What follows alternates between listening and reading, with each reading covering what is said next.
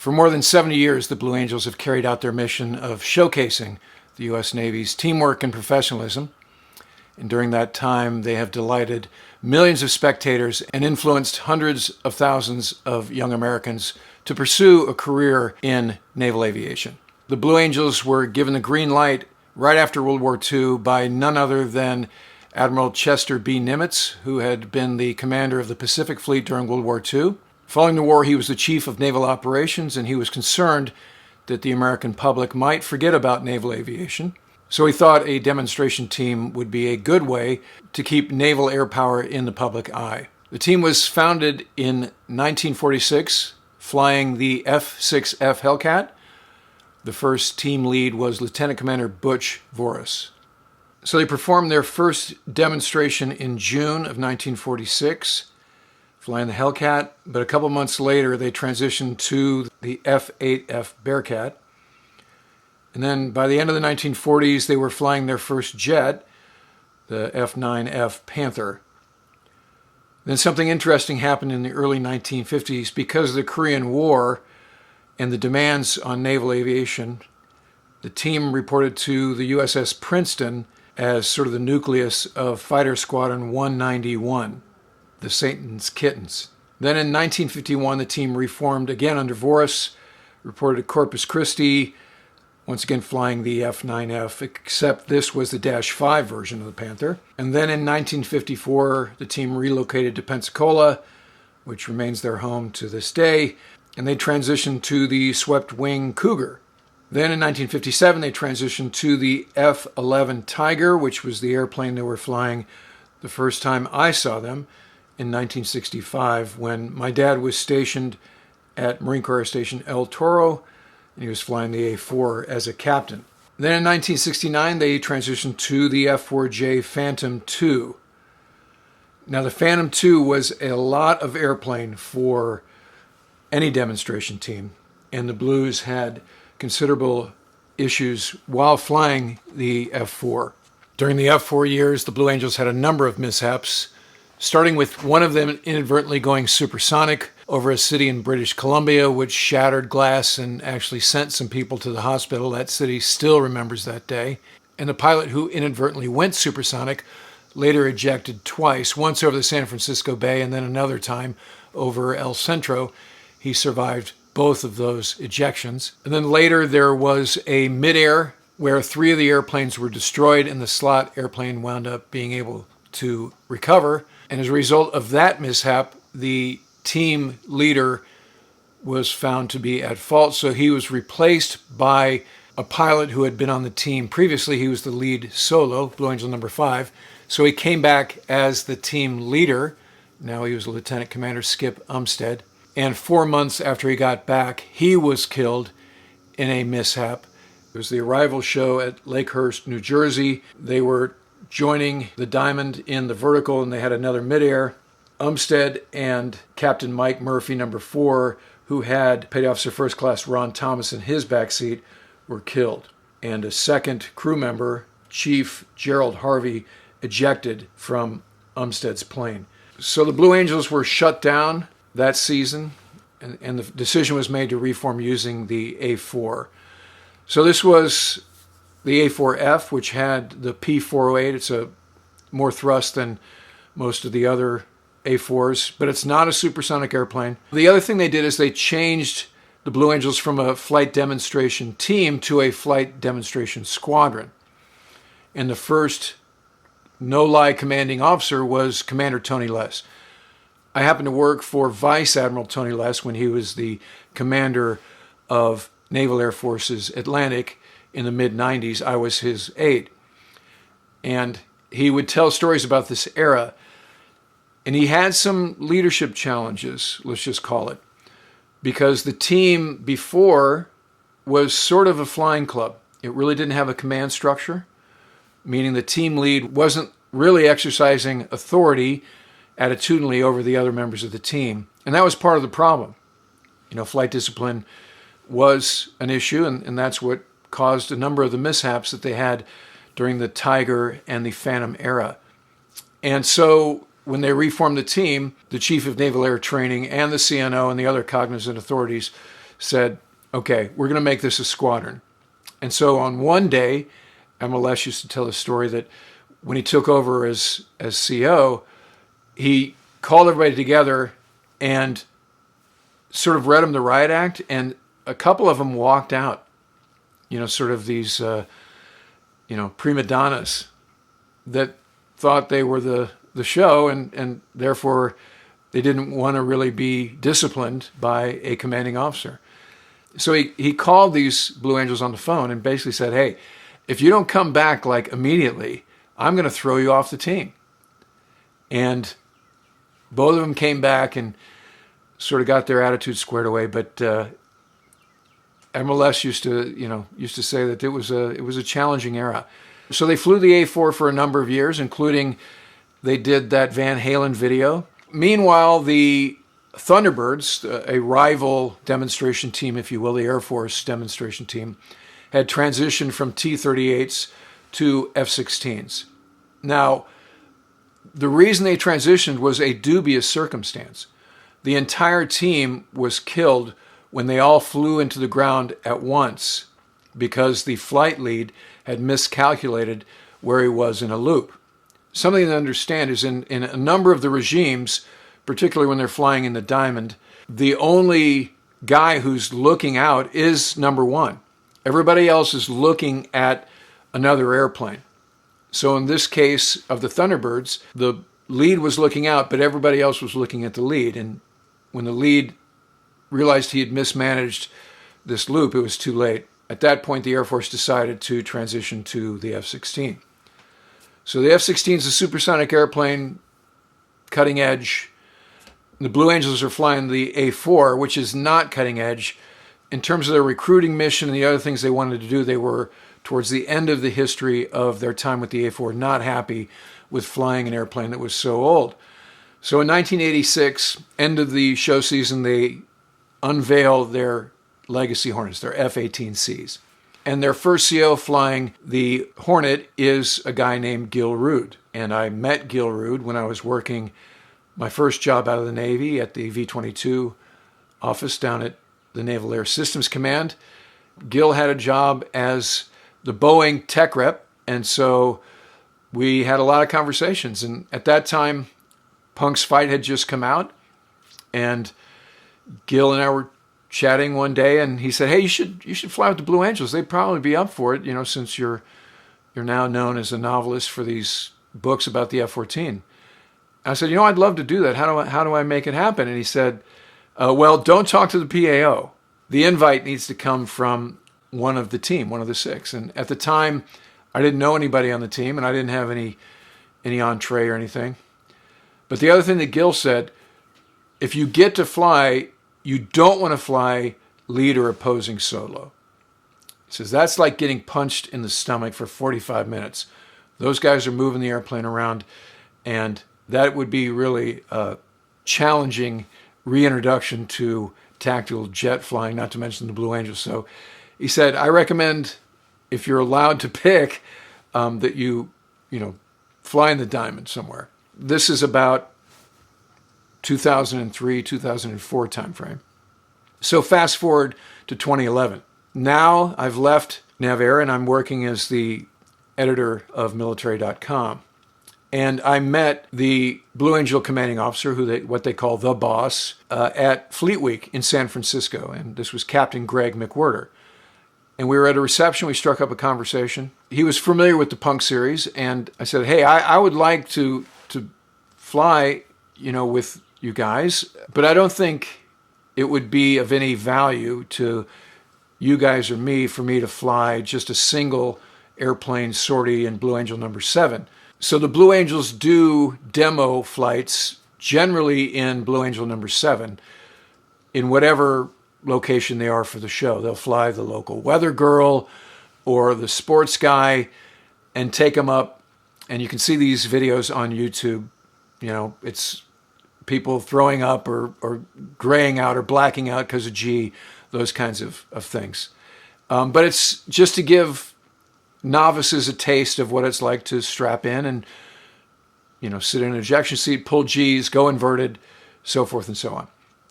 And So I was talking to Boss McWhorter, and I'm just sort of thinking, hey, I have 2,800 hours in tactical jets.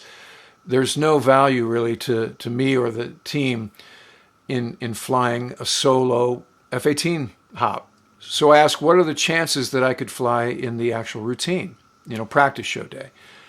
He said, well, based on your background, it's possible. So let's check it out. So this was September of 2011.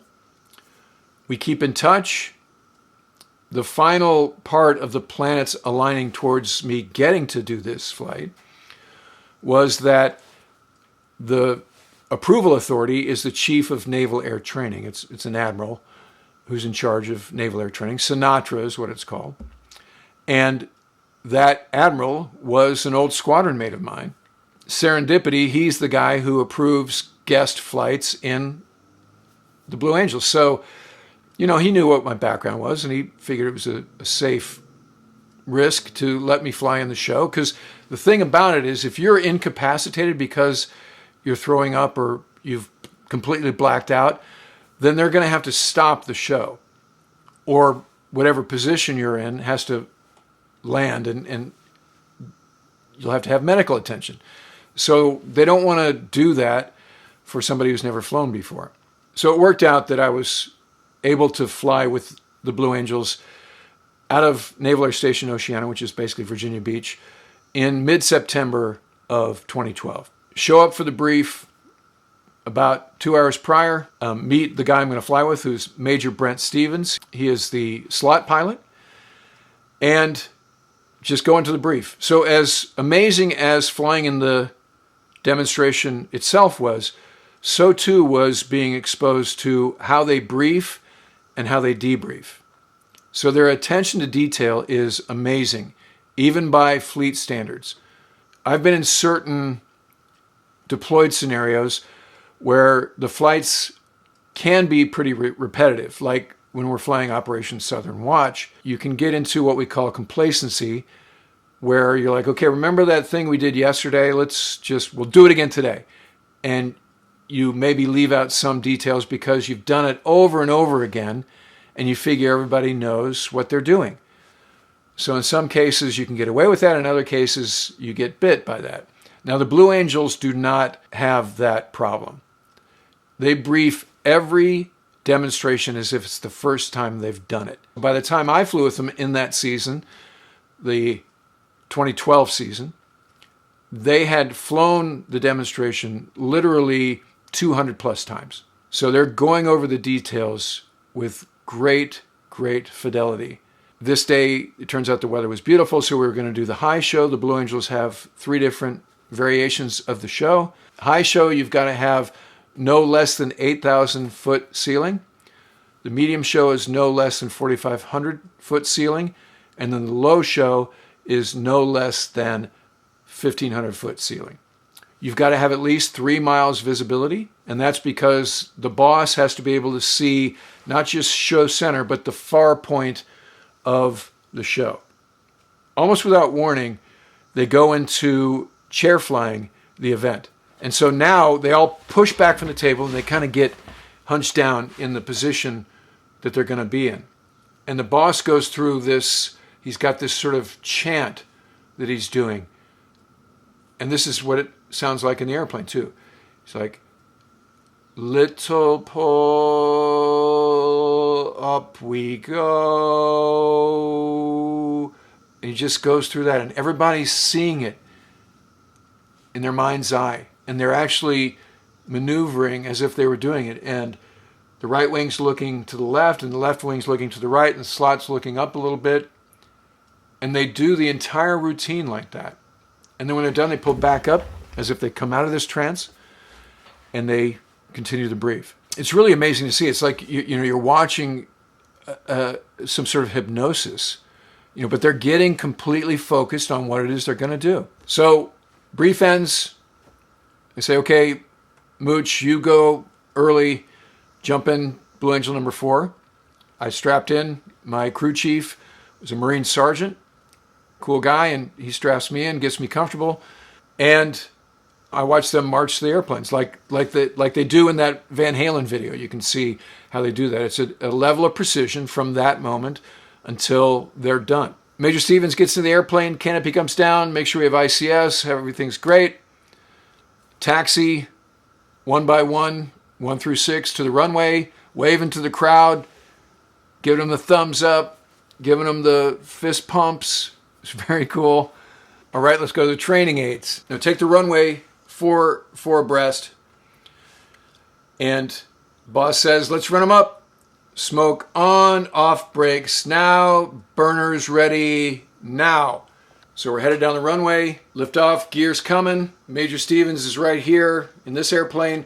As soon as we get airborne, he drops into the slot. And we pull right up into the vertical and do our first move, which is a diamond half Cuban 8. And then we go through the routine. So the Blue Angels don't fly with G-suits. And that was the first time I'd ever flown a tactical jet without a G-suit. So the reason that they don't want to have G-suits on is because G-suits will blow up and contract based on the G on the airplane. And the Blue Angels don't want their arm to be moving, their forearm to be moving because of that. They depend on having really strong core strength and having very good anti-G techniques. Now, they redoubled their efforts with respect to G-induced loss of consciousness after a 2007 mishap that killed Lieutenant Commander Kojak Davis. So he was rendezvousing, as you can see in this slow-mo footage here, on the diamond, and he put on a lot of G trying to make the turn and blacked himself out close to the tree line and could not recover the airplane in time, and he died in the crash. That mishap caused the Blue Angels to take another look at how they do anti-G training, and so it's top of mind to them at all times since then. So the first part of the routine, you're flying the diamond formation maneuvers. You start with the 4-plane half Cuban 8, and then that's followed by what we call a squirrel cage, which includes a diamond 360, the roll where simultaneously, when the bus says hit it, everybody does an aileron roll. And then there's the dirty, which means gear down loop. And then the double farvel. You can see in the footage here that I shot that is pretty intense how close Dash 4 gets to the boss, basically putting the canopy almost against the fuselage. And then the boss jets away before they get back right side up. I also discovered at this point that I wasn't strapped in tight enough because my head just about hit the canopy. And then we did the diamond pass, which you can see the footage here. The other thing you'll notice is there's a lot of movement that is more or less imperceptible. What looks really serene from the stands is actually, I don't want to say chaos, but there's a lot of work going on. Everybody's working very hard to stay in formation and to maintain their sight picture. And you can see how close they are. So as we joined up for the diamond pass, Major Stevens said to me, this looks close because it is. The other thing to note here is see how the right wing, Blue Angel number 2, is closer than Blue Angel number 3, the left wing. And that's because of the parallax, to use a technical term, with the eye line from the spectators to the airplanes. If they flew a symmetric formation, meaning 2 and 3 were equidistant from Blue Angel number 1, it would look like Blue Angel number 2 was too far away. You know, after that, number 5 joined the formation and we went into the line abreast loop. You can see the image I took here. At this point, there had been some G, maybe 3 Gs on some of the moves, but nothing very taxing. So that's about to change in the maneuver when we start to do some of what they call the breakout moves.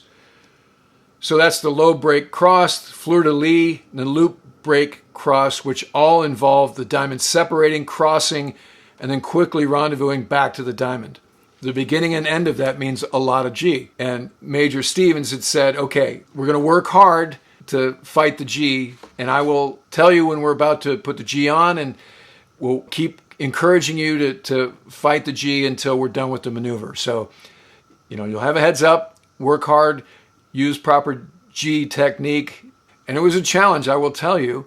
Not using a G suit makes it harder because a G suit is designed to keep your blood from pooling in your lower extremities. But, got through it. So come in for a delta pitch up break. It's kind of cool. Come in low, and then everybody pitches up in order. Land. Major Stevens flew a nice centered ball to touchdown, just like a good fleet pilot. Roll out, pull into the spot, shut down. The show isn't over yet. Canopies coming all together. Everybody gets out together. I just sat there and waited. And they rendezvous in front of the center jet. One final salute. And then shake hands all around. And finally the show's over. At that point, I unstrapped, got out, and joined them for some high fives and hugs all around. And I was a sweaty mess. And I was talking to Captain McWhorter and just thanked him for letting me fly this great bucket list day. But the flight still isn't over. So now you debrief. And the same rigor that they use in the brief, they use in the debrief. So they go around the table. Each guy says, "Happy to be here, boss." And they kind of tell on themselves. Their attitudes are completely zero ego, contrite, And again, it struck me that they were acting as if this was the first time they'd ever flown this event. So they have a lot of video that they're looking at, and each guy has control of the video player like a coach's clicker. It looks like, an offensive coordinator debriefing alignment after a game. And they'll stop and they'll go backwards, they'll stop. And so they're talking about, okay, on that lead and opposing solo, on that one, my roll rate was a little too slow, and they'll freeze it, and you'll see the wings are a little bit, different, etc. I mean, they're seriously critiquing and Nat's assing themselves in a way that, again, I'm thinking at fleet standard, it's like not quite good enough, but wow, you guys are really into the details. So that was an eye-opener. This is the culture of the Blue Angels. And this, again, was a lesson to me why just not any fleet pilot can be a Blue Angel. You've got to be totally dedicated day in and day out. Every day matters. You've got to get it right, not just some of the time. For all of my time in tactical airplanes, this day was remarkable. And I remain very grateful to Commander Greg McWhorter for inviting me and hosting me. Generally, people want to know, how do you become a Blue Angel? Well, it's not like you just call your detailer and say, hey, for my next orders, I'd probably like to be on the Blue Angels. So it does start with the Navy puts out a message that says we're looking for new pilots for the Blue Angels for the upcoming season. There's specific information you have to put in your application to join the Blue Angels. And so the Blue Angels look at who's applied, and some people are eliminated because they don't have the right experience or they haven't met the requisite number of flight hours. And so they narrow down the list and do some due diligence on people. And, in the fighter community and fighter attack community, your reputation is pretty well known by the time you finish your first tour. You have to have at least 1,500 hours in tactical jet airplanes. So that usually takes you have to have one full tour. The other thing that is a subjective part of becoming a Blue Angel is you have to kind of rush them. In the old days, that would be take a squadron jet on a cross country and go to wherever they are. There's some of that still, but it's not quite as mandatory unofficially as it was, back in the day. But still, they need to be comfortable with you, not just on paper. In what they call Beach Week, which is July of the season, where they return to Pensacola, they will sit down and make their final choice. And generally, they'll be filling 2 or 3 slots a year. It has to be unanimous between 1 and 6. The boss is picked in a different process. He's picked by the commander of U.S. Naval Air Forces, the Air Boss, 3-star admiral. The boss has to have had squadron command, so that makes him usually a senior commander or even a captain. If you get thumbs up around the table, then you're in. So the ones who are selected are informed. The ones who are finalists are also informed they didn't make it and thanked for their efforts. And so now you get official orders. The new selectees show up in late summer and they start to just hang out with the team wherever they are. They will be wearing khakis and not the blue flight suits. I've met some of these guys when they're in that phase of the process. So the end of the season show they do at their home base at Naval Air Station Pensacola. Then the new selectees become Blue Angels and the old guys are now former Blue Angels. It happens on the spot. So these are normally 2-year orders, and the progression is you show up as number 3, and the next season you'll be number 4. Number 2 stays number 2 for both years. And then the 3-year tour for the lead and opposing solo. So lead and opposing solo will serve 1 year as the narrator, flying number 7, and narrating the shows. Their second year on the team, they will be the opposing solo. And their third year on the team, they will be the lead solo. So those guys get 3-year tours. Everybody else gets a 2-year tour. The boss gets a 2-year tour. And obviously he's number 1 for both years. Now, just because you're on the Blue Angels doesn't mean you will stay on the Blue Angels. And there is a history of aviators that didn't last for their entire tour. It can be for a number of reasons. Some of it is what we call human factors or conduct. In one case, there was an inappropriate relationship between one of the Marines on the team and the public affairs officer.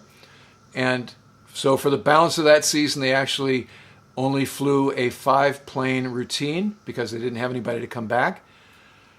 They've also had, in the middle of the season, guys who just weren't hacking it in terms of flying the show.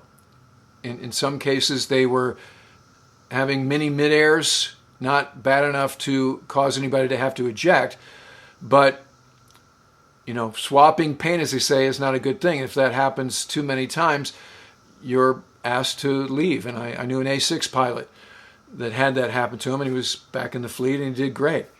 And in some cases, I know actually 2 cases where the boss wasn't hacking it. In fact, when I flew with the Blue Angels, Greg McWhirter, the boss, was back for his second tour because the guy he relieved wasn't hacking it. And the way that Captain McWhirter put it is the boss of the Blue Angels has to keep 8 buckets filled at all times. And only one of those buckets is fly the routine safely. The others are be the CEO of the Blue Angels and all the commanding officer stuff, dealing with the troops, the public-facing piece. The other deal with Sinatra and the air boss. So he said the guy that he relieved was maybe keeping 5 of the 8 partially full. And one of the ones he was not keeping full was flying the routine safely. So in this case, the boss actually told on himself. He did the right thing and said, okay, I think I'm not hacking it here. And went to the air boss, went to Sinatra. There's also a gray beard, sort of tribal elders, former Blue Angels that advise the team at any given time. And so generally what happens is in those situations, instead of canceling the show season, they'll bring the previous boss back. And that's what they did in the case of Greg McWhirter. This happened before, and the final straw was the boss who had trouble with where he was orienting the routine. He was losing track of his ground references.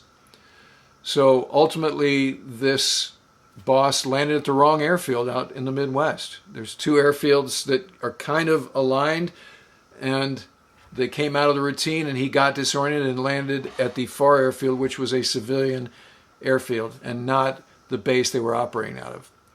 Very embarrassing and unsafe. At that point, he voluntarily left the team. Making the team is one thing. Staying on the team is another thing. So, this is, again, why the vetting process is very rigorous.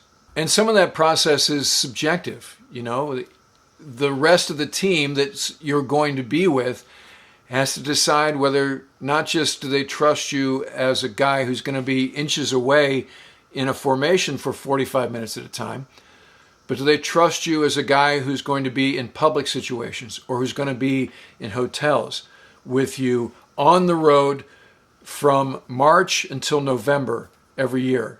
And then the other thing that Blue Angels do is they leave Pensacola in January, right after the holidays, and have their winter training at El Centro, California, until they start the season.